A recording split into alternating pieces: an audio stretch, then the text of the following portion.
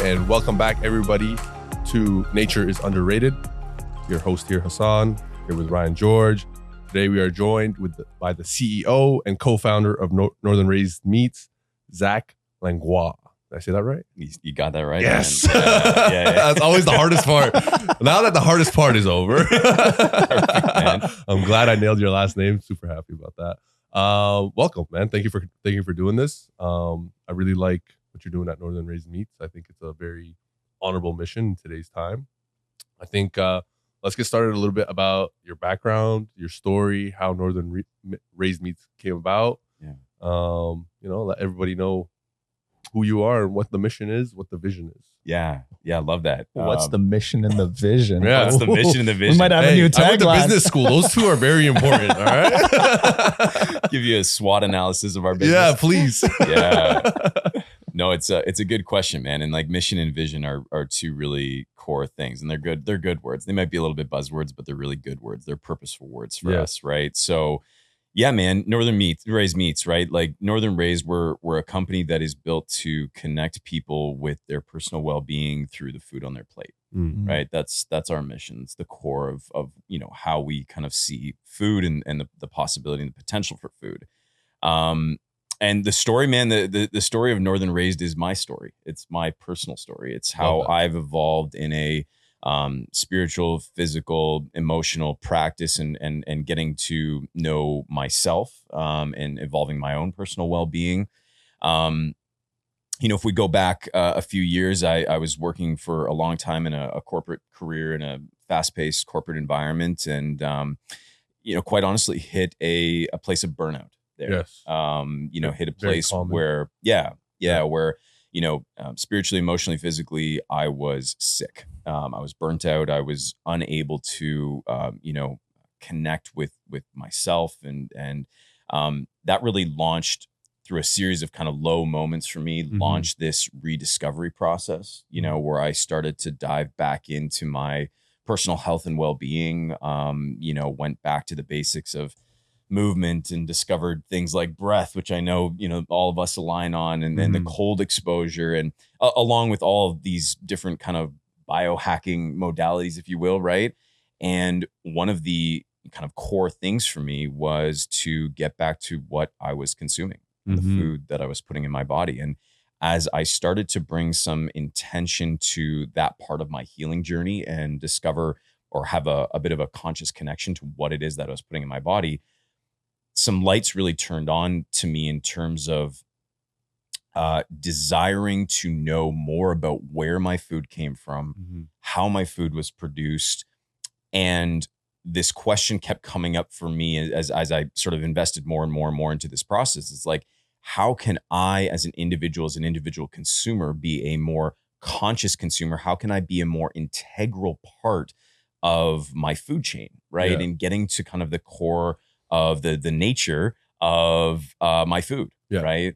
And so that's where Northern Raised was born, man. It was just this idea that I think I can create a system or help support a system. I'm not the creator of it, but I can help support a system that feeds my family with high quality, naturally raised meats and vegetables, and connect with local farmers, support some economy there, really connect with, a spirit of locality and in investing, in local producers.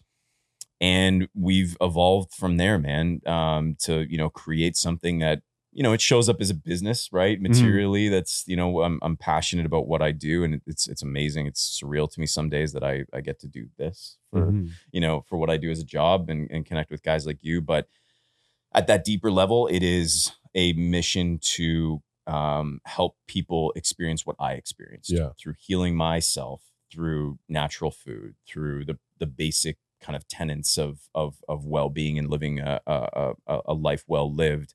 And I'm doing my best to show up, as authentically as I can in that. And so yeah, man, that is the story of Northern Raised, if you will. How long were you in the corporate world, and what were you doing, and what was burnout like? Because I think a lot of people could benefit from hearing what burnout is like. Because some people are burnt out for years, not knowing they're burnt out. Like I know I've experienced that. So kind of maybe want to touch on that.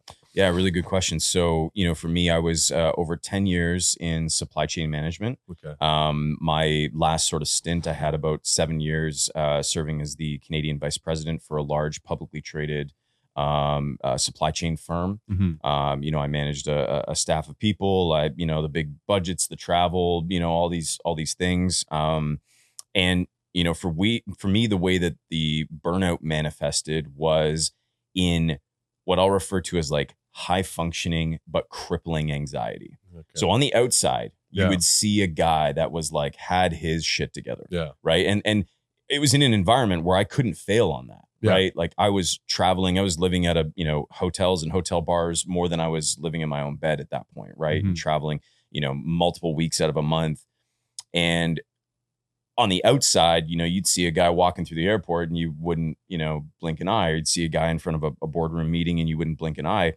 Inside, I was dying, like dying. And I would go from airport to bar to, taxi to whatever, and think to myself, like, is this the moment that I tap? Like, is this the moment I pass out? Is this the moment I'm done? Yeah.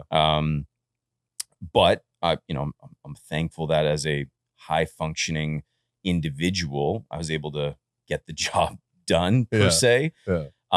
But it was destroying me, inside. And I think that kind of high functioning anxiety is a lot of what a lot of people experience in corporate life. I've connected with many people since then that, have kind of resonated with that experience. But like I think in one of my first years of taking on like a senior leadership position, I took over 320 something customer facing meetings in a year. Wow.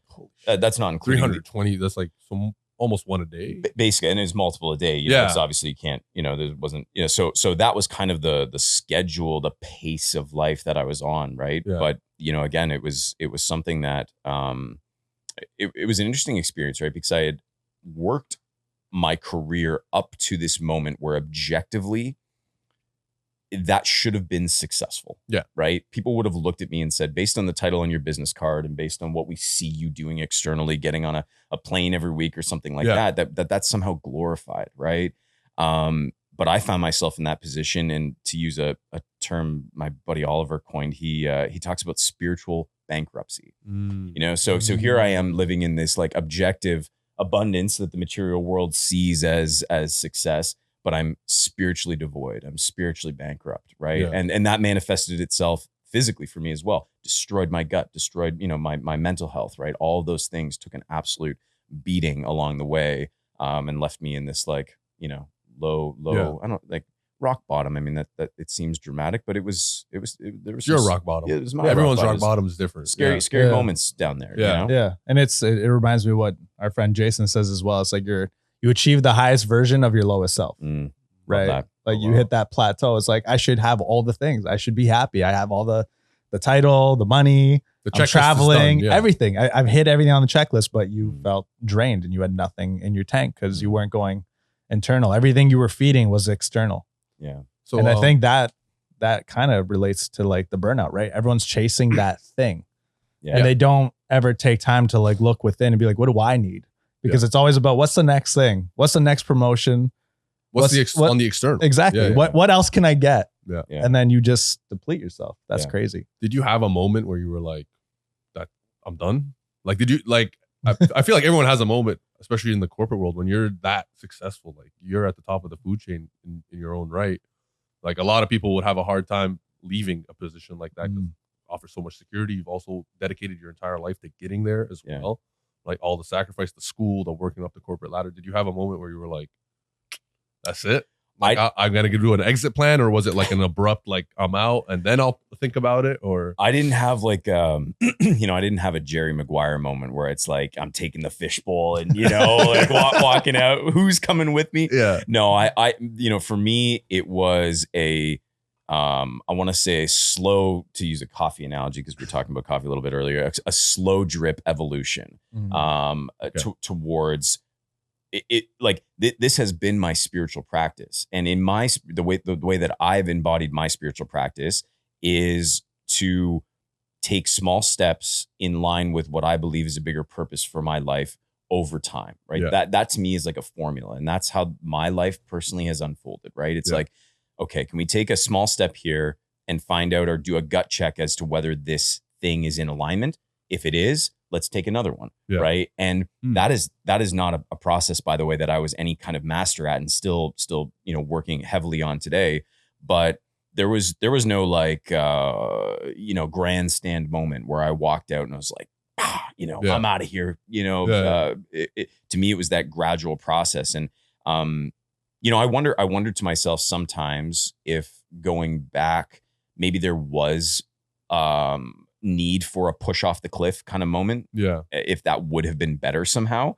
It's unfolded out as it has, and I'm very grateful for that. But I think going back to this idea of like putting one foot in front of the other, that was my journey. It was like, okay, we need to crawl our way out of this, right? And distance ourselves, further and further and further from, what was an old paradigm, an old life, into into this, new version of myself that I was creating along the way. So what was the first step you took? Because obviously becoming self-aware, you have to become self-aware that, oh shit, I'm not living the life I want. I'm depleted inside, everything.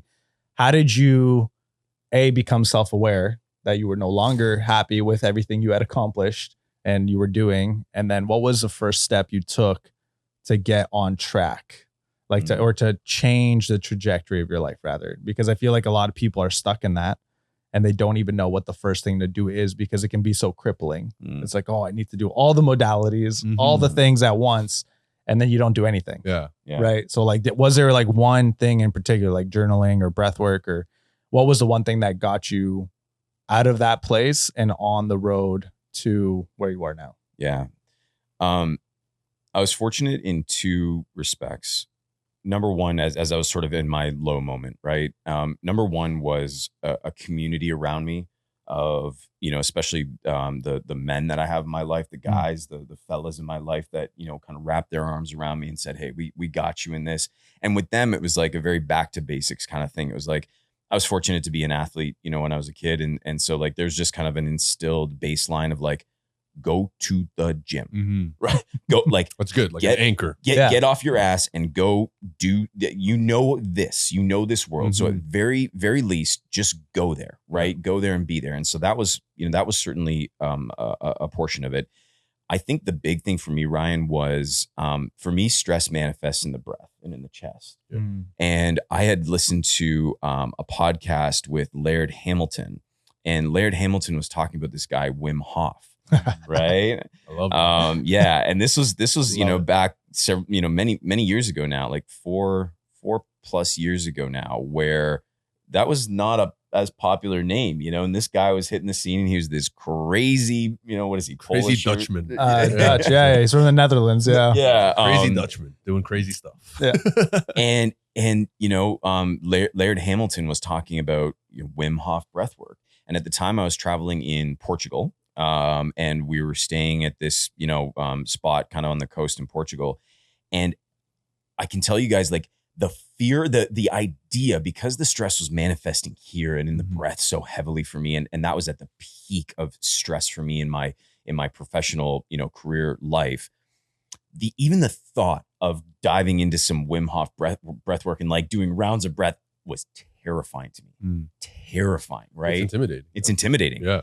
And I don't know what kind of came over me in the moment to try it, but I remember laying on the floor of our, condo in Portugal and going, okay, throwing my headphones in, get the Wim Hof. I think I was on YouTube. Even. Like it was just a YouTube recording. Yeah. And I was like, for the next 20 minutes, I'm going to do this because nothing else has worked. Yeah. Right. Nothing else, no amount of beer I can possibly drink, settles this down. Yeah. I'm out of options. I'm going to try this. And I was skyrocketed into a place that I know you guys know, right? But skyrocketed into a place of euphoric self-awareness, just emotional release. Oh, dude, the tears were just flowing, right? Like it was all of this, every single breath coming out of me to say like, and deeper and deeper and deeper in. And so, if there was a modality that stood out for me, I came back from that trip and dove into all things of the breath. And that was a powerful, powerful tool for me very, very grateful to have uncovered that. And since that day, that served me as like, one of the kind of the cornerstones of my wellness. Yeah. Yeah. Which is a great cornerstone. Oh, to have. absolutely. I mean, it's a foundational one, if you ask me. Like the breath is, you master the breath, everything else is going to follow.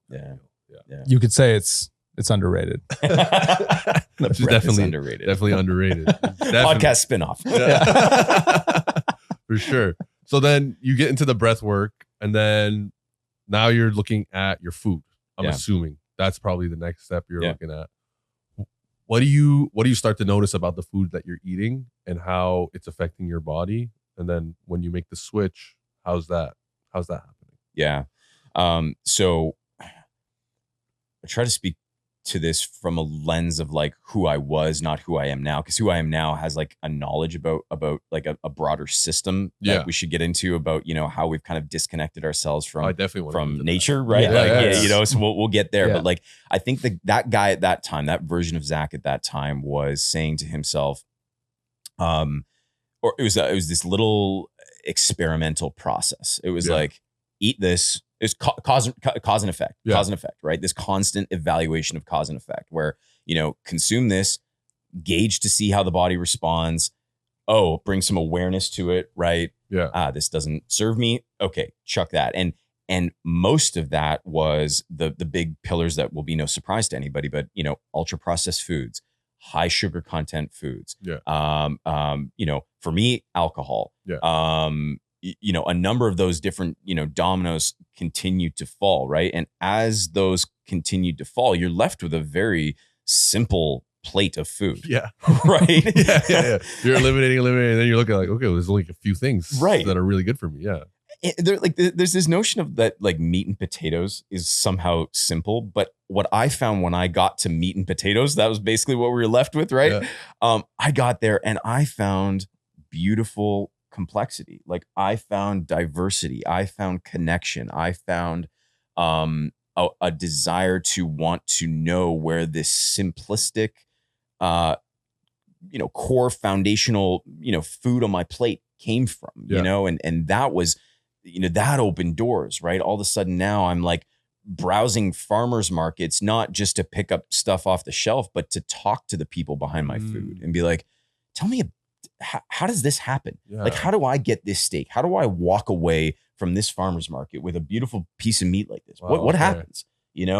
And I grew up in a rural environment. I grew up in the country. And so I had an idea of like what farming looked like, but that was that process of just kind of like peeling back these small layers, being intentional about dialing in how I felt as I was simplifying, if you will. Yeah. I would say it's adding something beautiful, but like simplifying the diet.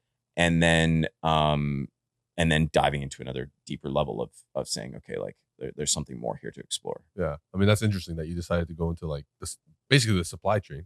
From your background, you went to the farmers and you wanted to kind of hear from them how the food got to your plate. Yeah. Which is an interesting take on it. A lot of people will probably take more like of a nutritional value kind of like, what's the nutritional value of this? Whereas you're like more so like, tell me the story of the food. Yeah. Which, I mean, ties in beautifully to what you're doing right now. Yeah. So now Northern Raised is born how many years ago? We're coming into the end of year, we'll call it officially 3. Oh, okay. Yeah. Wow. Yeah. There was a version, pandemic, maybe?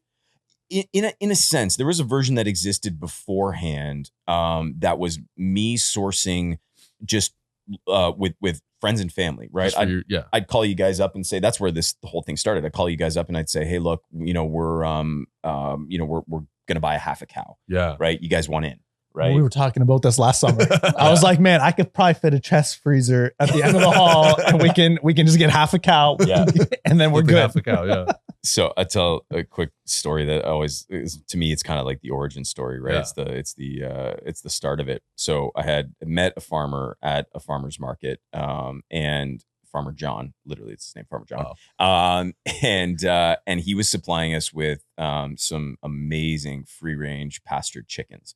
And so every week I would go and buy, 3 or 4 chickens. Maybe I buy 3 or 4 chickens for you, 3 or 4 chickens for you. Right. And so on any given week, maybe I was buying 10 for friends and family. Right. And that was great. Amazing quality food. And every time anybody had this chicken, they'd be like, oh my God, this is amazing. Where'd you get this? That experience. And So I built up a relationship with John, and I get a call one day, and John says, Zach, I've had a restaurant fall through on an order of chickens. I have no place for these. I know you take, regularly, you're buying from me. Could you possibly find a home for 70 chickens?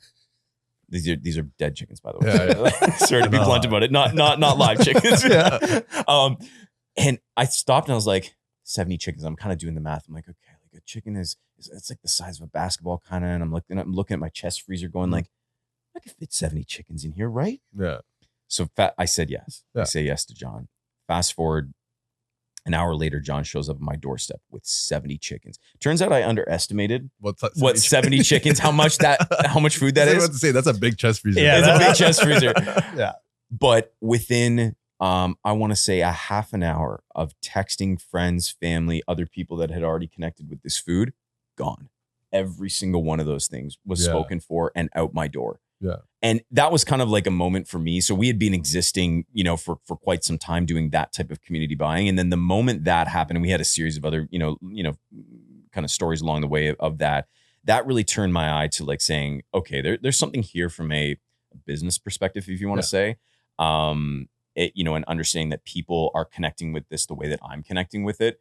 Can we grow something? Right. I was very fortunate to bring on, my business partner, Andrew. He is a tech guy and a guy with a culinary background. So he kind of took both of those things and took my, crazy vision and said, hey, I can materialize this. Right. Yeah. I'm not that tech guy. I'm not the guy to get, into that. And so he turned my eye to like, what's possible in terms of the world of kind of e-commerce shopping and stuff like that. Right. And built it up to, what it is today. That's sick. Yeah. That's such a sick story. That's so because you pretty much realized in that half an hour that there's a demand for it. Yeah. Like I had known a little bit. It's not hard to like, you see, and this is one of the things where I was looking at, why I loved this. Like we all know the experience of sitting around the table is sharing a meal of good quality food with others and just that connection, that experience that we have. And so I knew that was available already. And I knew that there was something there. There was like this, spark when I sat down and grilled like some amazing chicken and we all sit down and have like a great big family dinner. Yeah. The spirit of that.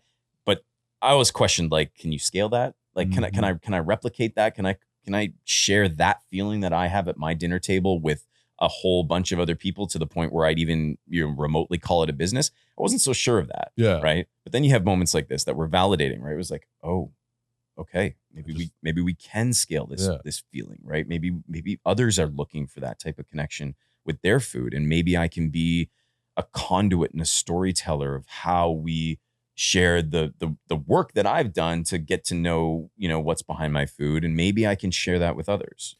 At this point, are you still working your corporate job? Yeah. Okay, so you're still working the corporate job.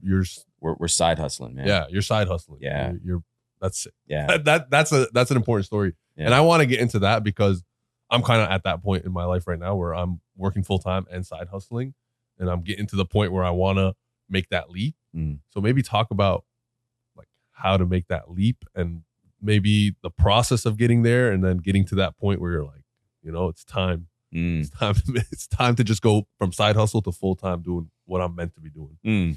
Yeah. Okay. So you I think you nailed it right at the end of that. It's what I'm meant to be doing. Right. So the process for me was one of getting clarity around what I was meant to be doing. Yeah. And finding, it's a little bit of it sounds kind of cliche to find your purpose. Right. But everyone says it, right? Yeah. But there is self-discovery there, and to know that you are doing something in alignment with purpose, I think is the starting point. And I mentioned this earlier, this process of identifying purpose in your life. What is it that serves me? What is it that lights me up? What is it that is that I feel in flow and feel inspired when I'm doing it, right? I'm sure you guys get this as you have this podcast, right? And then can I take small steps that are in line with that purpose? And can I do that over a period of time? Yeah. And the period of time is where we get into what is do you jump off a cliff and go, okay, screw it to the full-time job and dive right into the side hustle? Or are you able to have both things exist? I don't know if there's a prescription for that. I don't know if there's a formula for that. I know that there is a process of facing fear in that, which I think we should all be attuned to, right? And I don't expect for everybody to resonate with the idea of their business being their spiritual practice. But for me, that is the process. It's this spiritual practice of looking at fear, being like, okay, am I going to leave the corporate world and my salaried job and everything to like dive into something? That's a fear processing experience for me, right? And the journey for me, again, it's not one of like, I didn't have the goldfish story of being like, all right, who's with me? I'm out of here, right?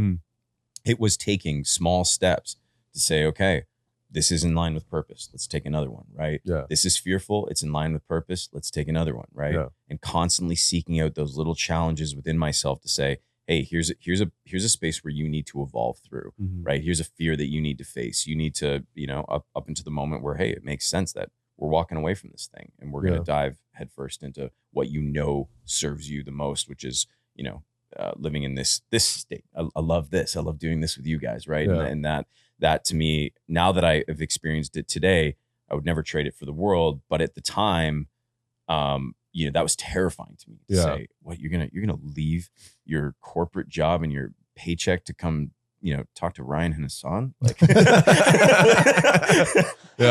sorry. Fair. No, but it's fair. Yeah, very fair. But now, like I wouldn't trade this moment for anything, right? This is the thing that, fuels me and fills me. Yeah. Okay, so you're starting Northern Raised Meats. Tell me some stories of, have you had people who have come to you, started to get your product, and their life has changed, or like, or maybe get into what people can expect when they're dealing with you, and what is the differentiator? What makes Northern Raised Meat, and everything else? Yeah, I mean that's a great question. I think there are aspects of the transparency and the trust that people align with the most out of the gate. I think we all know the experience of walking down the aisles of a grocery store and just the feeling of not quite trusting where this food is coming from. Let's call it what it is. We have a broken food system. We have a food system that has not served our best interests, that is leaving us sick and tired and hungry. And I think for most people, there is some level of awareness around that. Yeah. And so experiencing anything other than that, it can be a transformational experience, right? But the keys for us in the way that we have to, show up and help people through that is through transparency and trust. So, for us, it's transparency. It's full transparency to where your food is coming from, right? So I don't hide. I don't relabel. It's not Northern Raised Meats on the package when you get ground beef from us. It is the farmer that you are buying from, right? So it is a full transparent access to where your food is coming from, and then there's the trust that goes along with that, right? To know that we have done the sourcing and we have lived by our kind of core tenets. Our core tenets are the natural, sustainable, ethical, and local food, right? We have done that work to source this food on your behalf.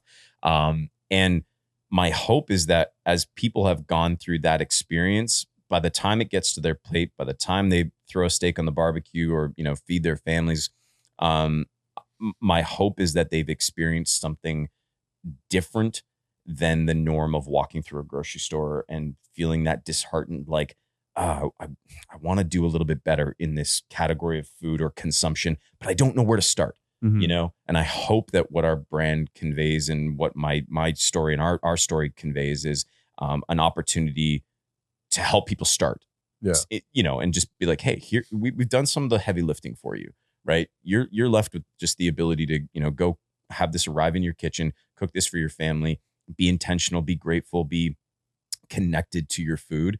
And we try to help in that process as well. But I think that's kind of what I hope at the gate people are experiencing. And there are lots of cool stories, man. There are lots of cool stories about, and we hear this feedback regularly about, wow, like I didn't know that food could taste. We talked about the coffee, right? It's like the difference between drinking Tim Hortons and then doing what my man Ryan's doing over here with the weighing the beans and the water temperature and the hand grinder, right? Yeah.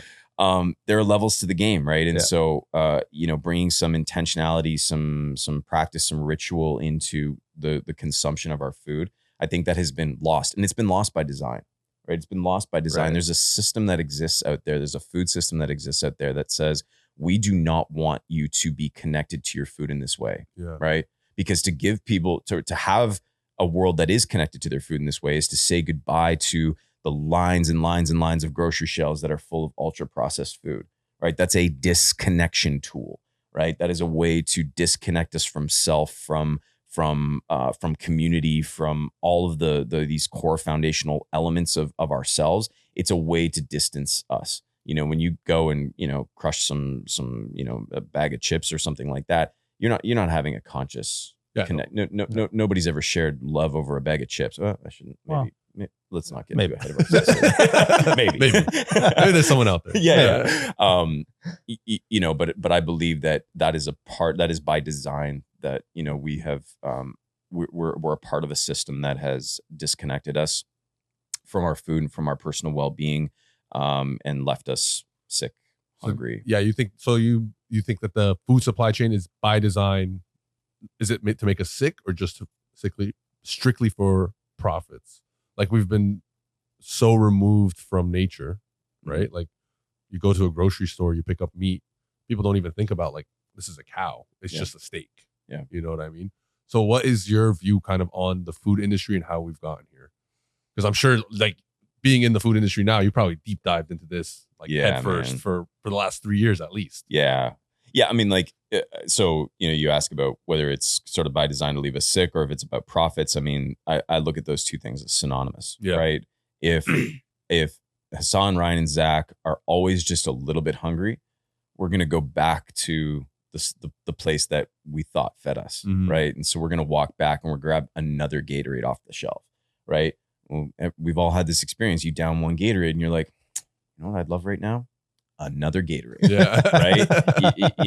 And the bag of chips leads to a can of Coke, right? This stuff has been stacked intentionally to market to us a nutritional deficiency that keeps us coming back over and over and over again and spending more and more money on the nutritionally depleted food that has, left us wanting more. Yeah. Right. I think, it's not a conspiracy to say that the largest food companies in the world profit deeply off of these things. Right. And we have created a system, like our agriculture system, that has fueled, the business of monocrops, right? Your corn, wheat, soy, monocropping environment that then feeds the ultra processed food industry and all your breakfast cereals and all the rest of it, right? Yeah. And so, there is a massive system of incentive for all of those things that we put in place for decades and decades and decades in Western culture.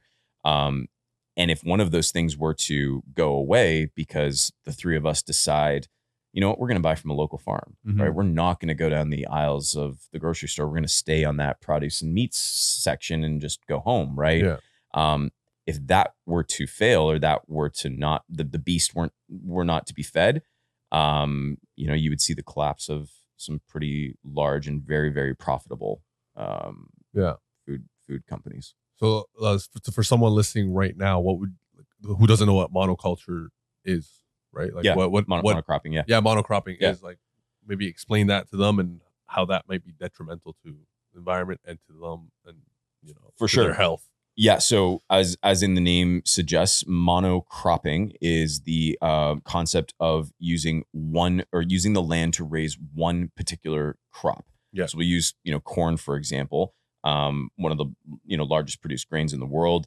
It is to use a plot of land to farm nothing but corn, right? And so what you're doing is the soil, corn in particular, is taking nutrients out of the soil to produce corn, right? But as you take those nutrients out of the soil, if you do not allow for diversity to exist in an ecosystem, in an environment, in a farmer's field, what you're doing is you're depleting, and you're never replenishing, right?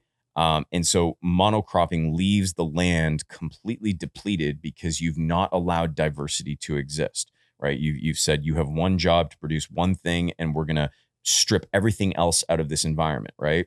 And so the land only has so much it can give to produce that food, right? So that's problem number one. And so we've solved for that problem by adding man-made elements back into it in order to increase the hardiness of the plants that we produce, in order to fertilize additional and accelerate additional growth, right? Each one of those things is not natural to the biology of the soil itself. It's inputted, right?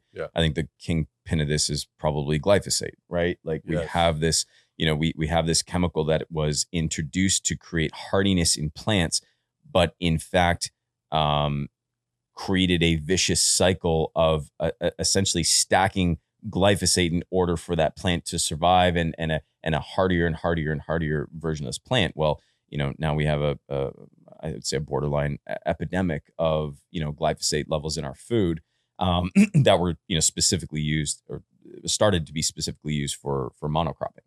And why is glyphosate bad? Ooh, why is glyphosate bad? Okay, I'm not the scientist, so I don't want to speak on this as the scientist. But obviously you're taking an incredibly powerful chemical and adding that to your food. There's a pretty deep dive rabbit hole that you could go down. And again, I'm probably not the guy to speak to it in terms of some of the studies and the impacts of how glyphosate has negatively impacted us from a health perspective. But lots of resources there to. But we could say it's not good for you. Not good for you. It's bad. Yeah. Not good for you. We don't know all the science behind it, but we could probably comfortably say that it's not good for you, and it's in everything. Very, very comfortably, and yes, in everything. Yeah. So what would you say now? How did you get into meats? Like, how did you decide to get into meats in terms of like how to address the supply chain issue? Because there's a million other things you could have been doing, right? Like it could have been any other part of the supply chain. How did you decide on meats? How come you're not a vegan, for example? Yeah. Good question. Like I love the question around, choices in our food. Right. And I'll preface this by saying I have no, dog in the fight, metaphorically, of, people choosing vegetables over meat, or meat and vegetables, or some combination of all the above. What I'm advocating for above all is a conscious connection to our food, and to have a mindful, conscious connection. And so for me, the process of having consciously connected with my food led me to a place where I feel and I believe that, for me, meat consumption is the way that I eat, right? That it fuels me, it serves me, and it's a part of my diet. But I'm incredibly intentional about where my meat comes from, connecting with it, having gratitude for the lives that are taken in order to fuel my body. If we have lots and lots of vegan friends or vegetarian friends that have the same process with their diet, right? And they've kind of listened to their bodies and said, hey, you know what, plants is the thing that serves me the best. I think probably the answer, the golden ticket, is probably somewhere in between, right? It's probably to approach this life with a bit of nuance. I'm not diving off a cliff and eating nothing but the carnivore diet and going all Liver King on you, right? And I'm also not eating nothing but vegetables, right? So I think there's probably a balance there to be struck. But for me, it was the process of listening to my body. What serves me? What does my body need? Okay, we got that. Then how can we consume what my body needs in the most sustainable, natural, ethical way? How do you guys choose your suppliers? Or do you choose your suppliers, or how does someone become a supplier? Like, I think that's important to touch on. Yeah, for sure. So it all goes through our process of, as I said, sort of the core tenets of our business being, we ask ourselves like 4 questions, essentially, right? We ask ourselves, is this natural? Is this sustainable? Is this ethical? And is this local? Right? And so I have personally walked every single farm that we partner with the exception, I haven't been out. We've got, everything is Ontario based. We have a salmon provider, wild caught salmon out of BC. I haven't been to BC yet. I need to jump on a boat with those guys. They've got a really cool sustainable fishery out there. Haven't done that. But other than that, I have walked every farm that, we source from, right? I've spoken to these farmers. I've gotten to know them and their families and their processes, right? And learned about their business. So, for me, I put my personal stamp on that, right? Like it means something to me. I'm a young dad, I've got 2 kids. And so for me, I ask the question of like, would I feed this to my family, right? Like, would I feed my kids this, right? Compass. Yeah. And it is, compass is a good word. But each one of those tenets has its own criteria, right? Of what qualifies as natural, being antibiotic and hormone free, and was this animal raised in a species specific environment, fed a species specific diet. We're asking our farmers questions about their supply chain, right? Like, is this food traveling a crazy distance in order to get to us, right? And can we optimize that? Most of these guys are using, local processors and, a local supply chain, right? And that feeds into the locality of it. The ethics of it is an interesting one. Obviously, going back to the vegan conversation, or there are a lot of people I think that are conscious or concerned about the way that animals are treated. Rightly so. Yeah, absolutely. Rightly so. Big concern there with factory farming. Huge. Horrible. Huge. It's terrible. It's absolutely terrible. So yeah, you can get really deep in. What you find on that train in particular is that I uncovered a system that is full of really good quality people that care deeply about the health and well-being of these animals. And you walk these farms, and these animals are a part of the livelihood of the families that farm them. And they're seen as a part of the family, it right? Makes sense. Yeah. It makes sense. I mean, your farm animals, like you're spending so much time with these animals, it would make sense that you have some compassion towards them. Yeah. So, we've got some great partnerships in that regard, right? And that kind of goes back to like the theme of the podcast being like this connection to nature, right? And you're meeting people that are connecting deeply with nature through our food system and through our food chain. And it's a beautiful way to experience nature and to play an integral role. Understand that us as individual consumers play an integral role in how we can contribute to the ecology, to nature itself, and connect in that way through the food on our plate, because that's where it's coming from. That cow is out in the pasture, munching on grass. You best believe that is supporting a much larger regenerative system that if we as consumers want to play a part in that, well, get down and meet a local farmer, right? Go support that, right? Don't walk through the aisles of your grocery store and buy more Cheerios. Cheerios are great. But yeah, build that connection. And I mean, you're kind of facilitating that by being the guy that goes out to the farm and actually checks the spot out, talks to the farmer, make sure that the animals are being raised ethically. I think that's amazing. And I think that you're addressing a really huge concern. Like for me, especially, like I'm eating meat and I really want to get away from factory farming. That's why I'm trying to become a hunter. Beautiful. So I can hunt my own meat and kind of really, really immerse myself in the process of getting the meat onto my plate, because growing up in the West, you really don't have that relationship with your food at all. Like you said, you're in a grocery store or maybe at a butcher shop, but that is the extent of it. So how do you feel that building those relationships and having that relationship with food has changed you on a spiritual level? Because you say your business is your spiritual practice, which I really like. I think that's a really important part of the story, and I think people should kind of hear your take on how it's evolved you spiritually. Yeah. I pause because I want to be intentional with the answer to that question.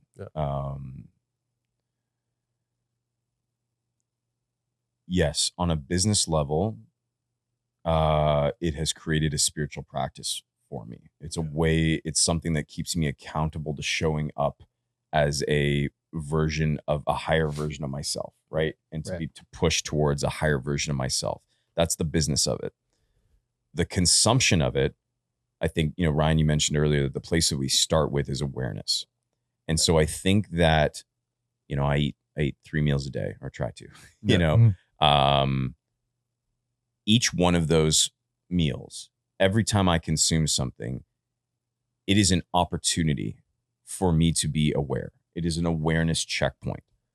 And that as a spiritual practice has allowed me to be intentional and to connect with myself as an individual, understand and approach my food with a sense of gratitude, and know and experience how that serves me in my physical body by adopting the energetics of the food that I'm consuming. Yeah. So as I sit down to look at the food on my plate, I'm asking that, how is it serving me? Right? If I'm about to, smash a workout, I know that this meal is going to show up in that version of my life, right? When I sit down to share a meal with my family, I know that the spirit of the food that we have on our plates is bringing us together and giving us a moment of pause together at the table together.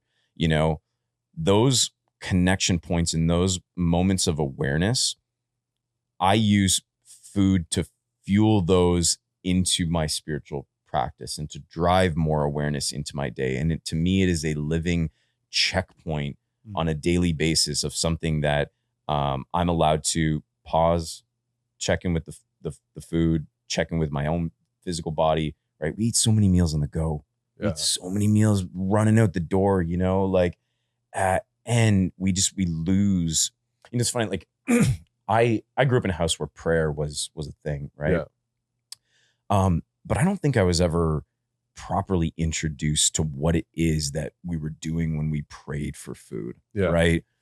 I saw it as this rote thing that just happened, and Dad said grace, and then we all ate. It was like, please, dear finish God, grace. Just finish this, right? Like, make it a quick one. Same. Just like, can we wrap this up? I'm hungry. And then the worst would be like when one person finished and then the next person started, you're like, what are we doing here? I'm already like spoon in mouth. I'm like, fuck, I'm not waiting, man. Right. But like, there's something to, yeah. I want to hear this. Yeah. So, coming into asking this question about how I use this as my spiritual practice, how it feels my spiritual practice, I was able to redefine what prayer meant before a meal. And prayer is simply the act of gratitude. It is the spiritual act of providing gratitude to the food on your plate, to those that are going to share it with you, and those that may have brought it to you. Mm-hmm. It is if we want to get a little scientific, it is an opportunity for the body to enter a rest and digest state, to physically be receptive to what it is that you're putting in your body, right? Yeah. Not be in a fight or flight, stressed out state where I've got to run my ass out the door. It's an opportunity to pause, right, and reflect. And as I say, growing up, that was not how it was explained to me, but that maybe is the core to be able to take a vehicle like prayer and intentional connection prior to eating, and to know that you have that opportunity. Like, I like going to the gym, but I'm only going to go to the gym maybe 3 times a week, 4 times a week if I'm lucky, kind of thing. I got a busy life, and that's how that fits. I eat 3 meals a day, maybe 4 meals a day. That's 4 times a day that I have the opportunity to stop and reflect on something in my day, and reflect on something in my life, and adopt that as a spiritual practice. Mm-hmm. Where else do we get how else often do you have something that's repeated throughout a day that you can embody as a practice? That's a needed thing. It serves so many different purposes, right? So, maybe I don't know if that answers your question, but that's like, to me, that's a part of how I connect spiritually with it and how it's evolved in a spiritual practice for me. It's a connection point. It's an awareness point. Yeah. Just powerful. Yeah. Because you have to eat, right? You have to eat. And if you take that opportunity when you have to eat, kind of connect to the food and be grateful for the food 4 times a day, like you're saying, or 3, 4, 5 times a day. I mean, that compounds over time for sure. Yeah. I don't know. I love that. No. I'm just taking it in. That's okay. I love that take on it. That's fantastic. So for people listening, how can they get food from Northern Raised Meats? Right? Like, how are they? Are you a shop? Your shop? Are you, where can they find you? It's all, for us, it's all online, right? So it's you head to northernraised.ca and you'll find, all the tools there. That's your starting point. They pick what do they buy? They can buy like a half a cow, or they. You can definitely do that. You'd reach out to us to do that, but we try to make it as customizable as possible, right? So people can go on the website and literally, they first and foremost find out which farmers you're buying from, right? And so you can see each every individual farmer based on the product that you're buying, right? So if you want a steak, you're gonna know this is the steak that I'm buying and this is where it comes from. And then just like an online grocery store, man, you just drop that into your cart. Behind the scenes, we get that, as an order to us.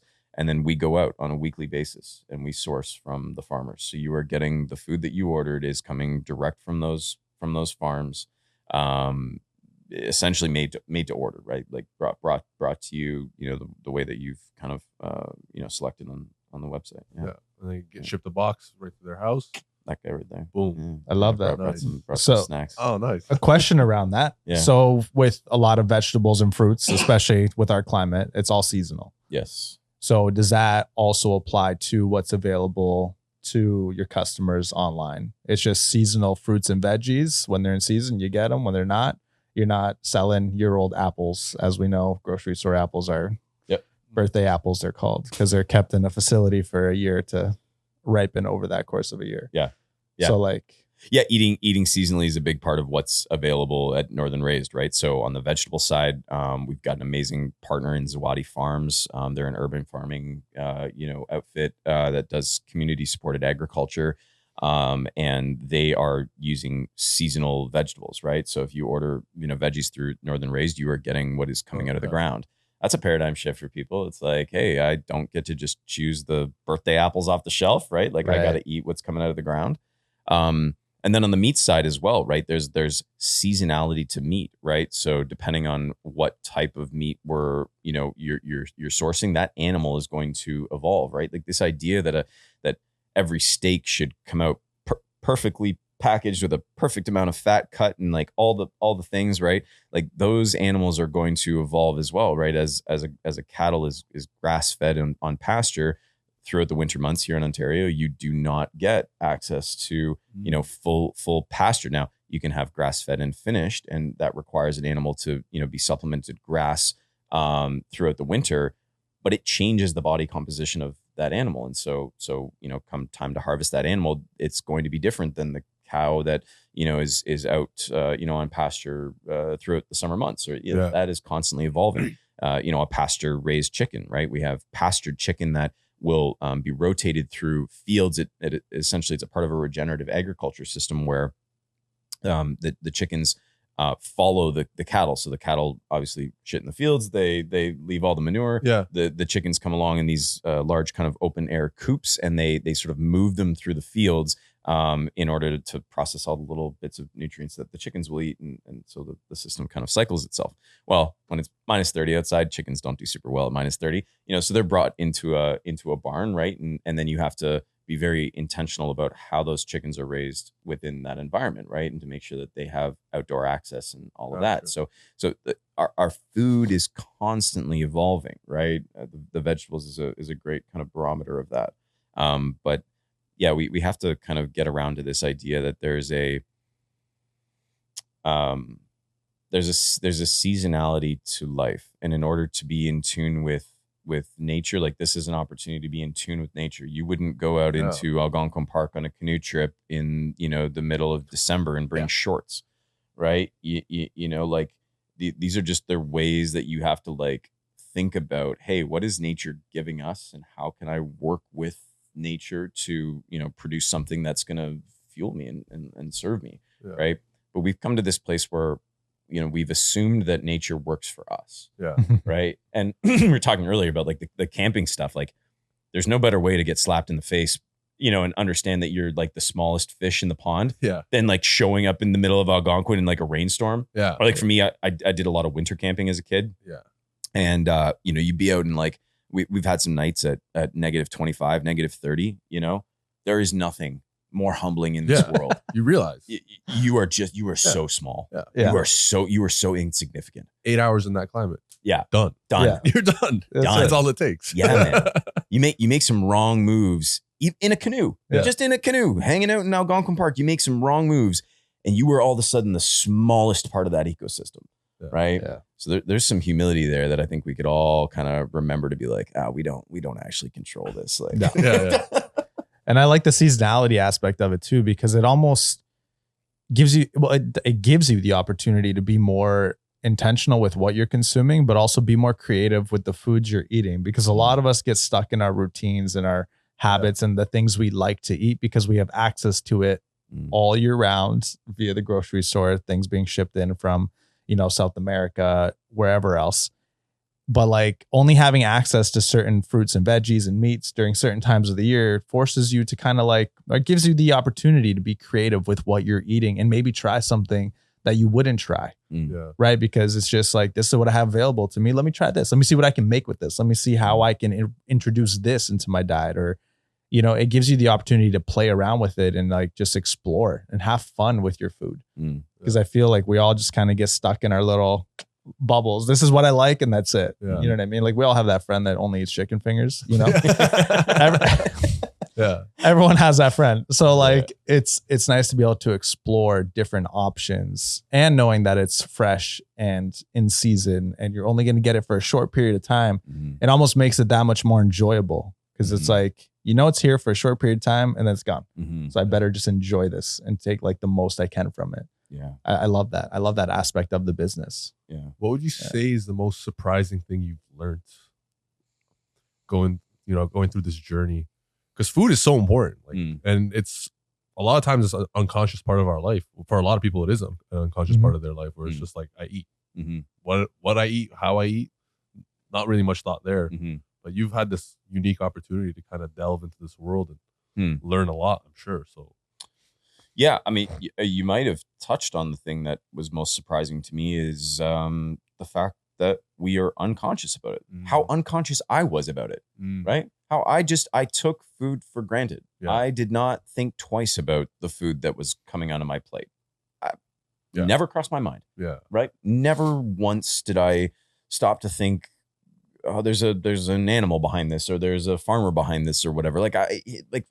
I don't know. You went to the farmer's market as like a novelty. That's what most people like. I find like, you take the girlfriend to the farmer's market. Exactly. I was just about to say, you take the girlfriend to the farmer's market. It's like, it's a cute thing to do. It's a cute thing to do. It's a novelty thing. Right. But you don't understand that you're actually staring at the person who made your food.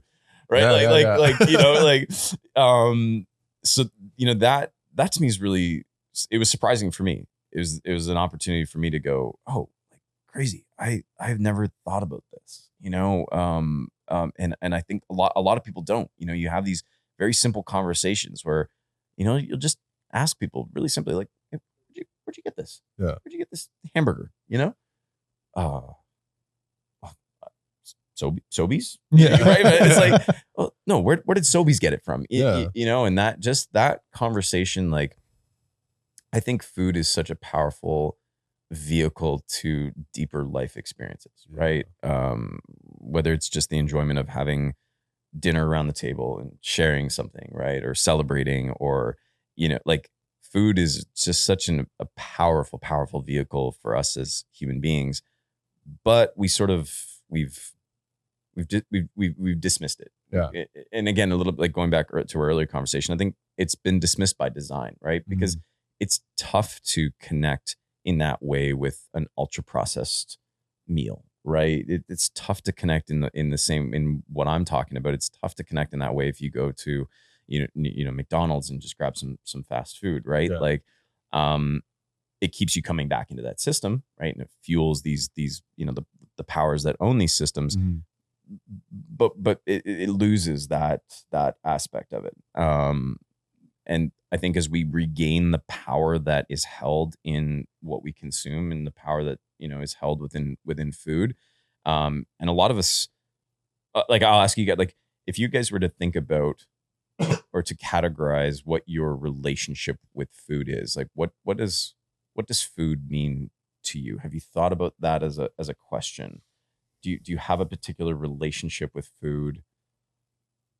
I think for me growing up, like, I'm European background. So like food was central to like everything we did. We always had the big meals with family, and there was always, 3 meals a day, always home cooked. Like going to McDonald's, even like that was a rarity. Like you had to beg and plead and like just to be like the other kids. Yeah. Yeah. And, and always having like meat and potatoes, to bring it back to that. And I grew up in London, and there is a very big farmers market on the outskirts of London. And that was like every weekend, Saturday morning, we're going to the farmers market.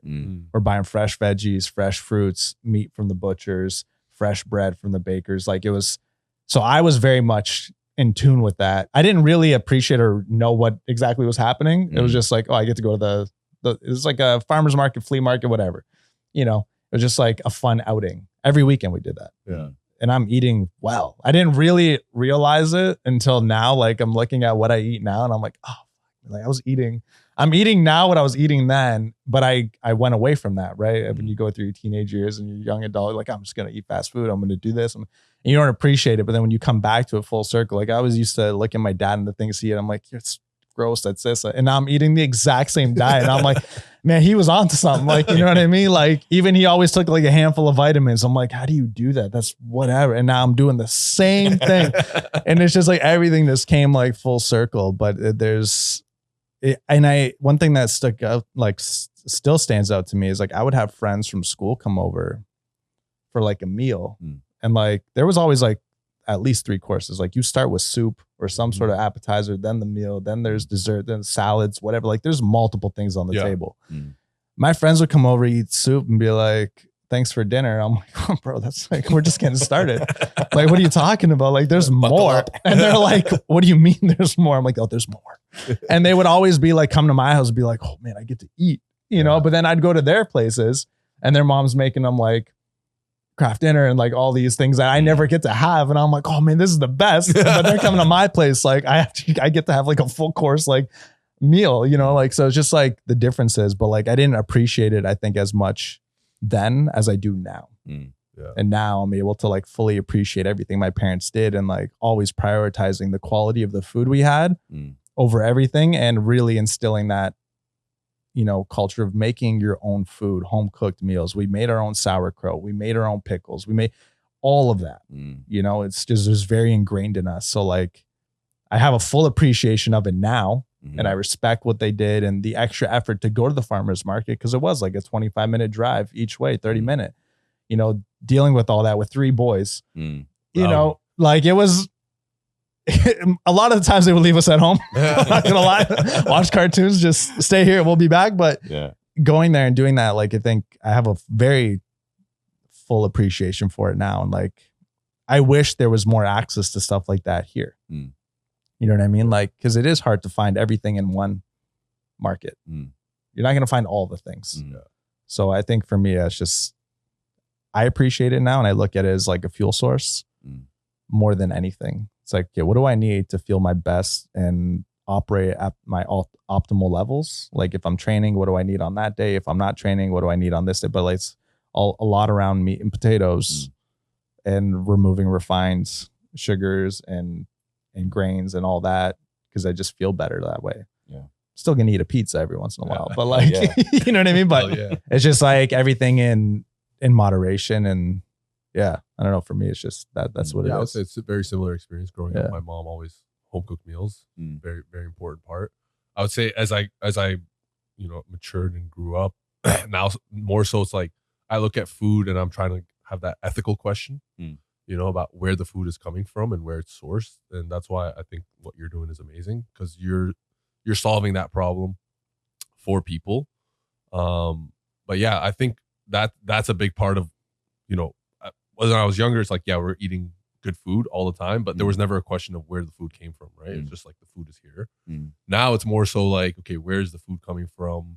What's the supply chain like? What are these animals eating? How are they being raised? How are they being treated? Because I really believe like if an animal's suffering their whole life and then you eat that, you're eating their suffering, right? Like you're eating their pain and suffering, and that's gonna live in your body. So now I'm at that point where I want to make sure that specifically the animals, veggies and stuff a little bit different, but specifically the animals, I that question of how they're raised and treated is becoming more and more important to me. And, the more you learn about factory farming, the more disgusted you become with what that is and how disconnected that is from the spiritual element of food, because food is spiritual, right? You're eating another living thing that had a consciousness, was living, breathing, you know, had babies and had love for those babies, even though we don't understand how they speak and how they express themselves, but they have those emotions as well. But yeah, and I truly believe that when you eat an animal, you're honoring the animal. That's how I view it. So yeah, now I'm at a point where I want to make sure that I'm eating animals that, you know, were raised in a respectful, ethical fashion. But yeah, I think it's cool. Like, I love when you ask people about, you know, what their relationship is to food. So often we go back to childhood. Yeah, that's such a cool experience for me to hear from you guys, like these little flashbacks of like, oh, my mom's home cooked meals, you know, or like my family trip to the farmer's market. Yeah. That to me is the expression of what emotion sits behind food. A lot of us, you know, I don't want to speak categorically, but a lot of us have really challenging relationships with food because of the same factors, right? Yeah. Because there was no family around the table to share with, you know, or because mom and dad didn't, you know, maybe feed us the way that we needed to be fed, right?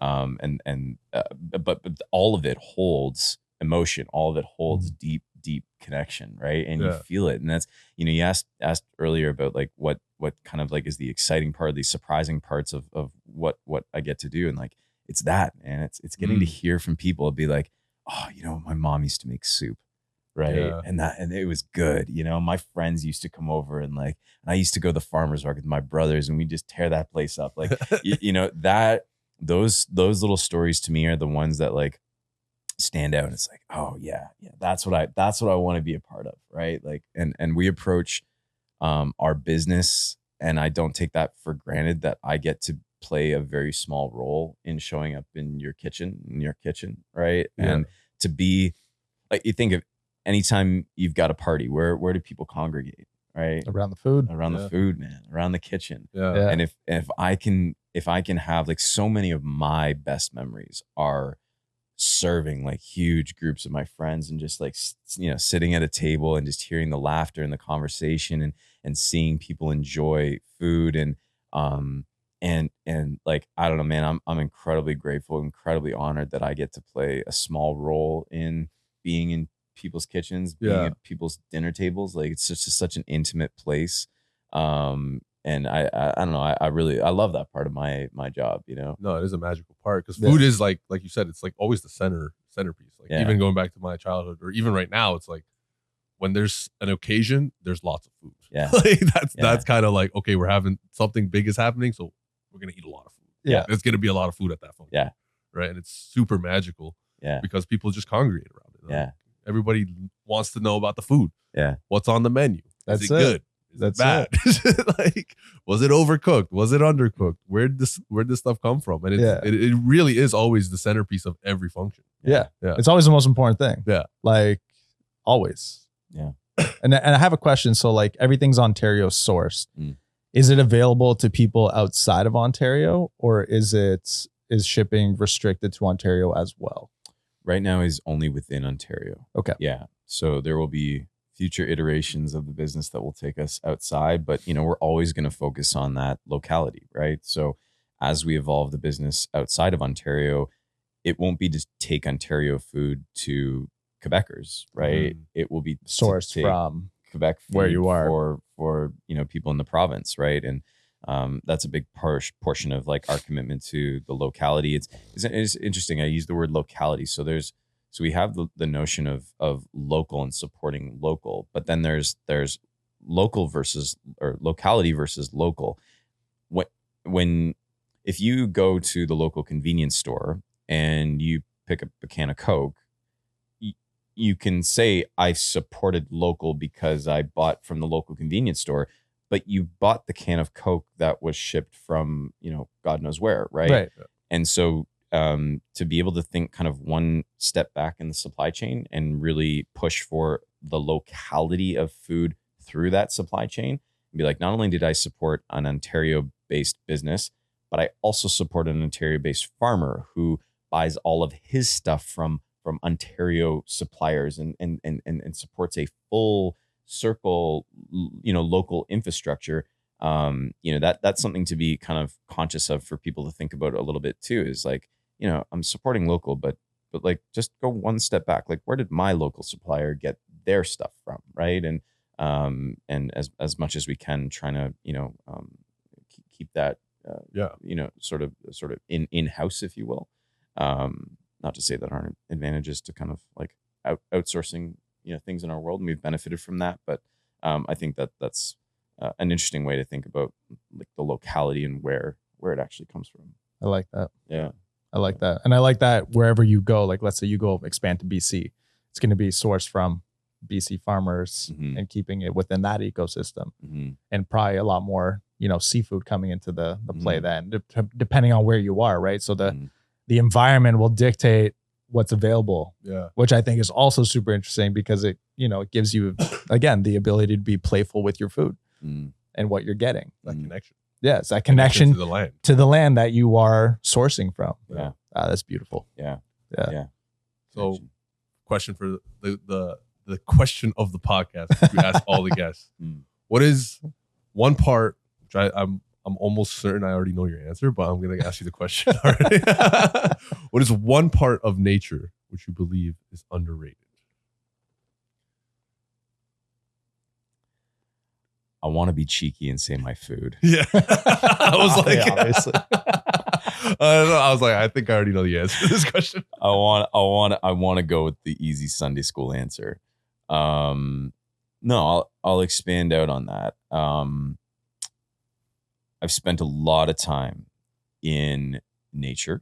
The company Northern Raised, it's raised in the North, right? That speaks to my childhood and how I was brought up as a kid that didn't wear shoes a whole lot. Yeah. that was a big part of my childhood was, walking the river in my parents' backyard and spending so much time to connect in nature. And so I think that something that is underrated and that so many of us miss is that nature is a conduit to self. It's a conduit to God. It's a conduit to understanding something about our world that I think we miss in our daily lives. Fast-paced, consumption-driven environment. And the underrated portion of that is to use nature as it is intended to reset, to be quiet, to go within, to have an environment that can fuel you at a deep and personal level. And I think we miss that a lot. Even just, something as beautiful as Trinity Bellwoods Park, we're not far from there. Like even within urban environments, we have an opportunity and we'll pass that. We won't even think, that, hey, there's a tree that I could stop and sit under for just 5 minutes, just 5 minutes. I'm just going to reset, and that to me is a huge underrated aspect of nature. It's a connection point. It's a happy place for me. It's a safe place for me. Yeah. It's somewhere where I've deeply connected with myself. And the place that I use as sort of the battleground, if you will, for what I believe is my highest calling is to know myself, right? Yeah. And I use nature as that battleground to go inward and present myself challenges and to, draw from, energetically, but also try to contribute back to through our food, right? And if the Sunday school answer is, maybe using food as one way to get in there. Yeah. There's so many other ways, but yeah, I think nature is underrated as a connection point to self. Ooh, amazing. I love that. Love it. And with that, I think we're ready to wrap this up. Thank you so much for doing that. That was really fun. I enjoyed that chat a lot, and I think a lot of people will find some benefits from that conversation. Thank you to everyone who tuned in. Love you guys, and we will be back next week with another episode of Nature is Underrated. Peace.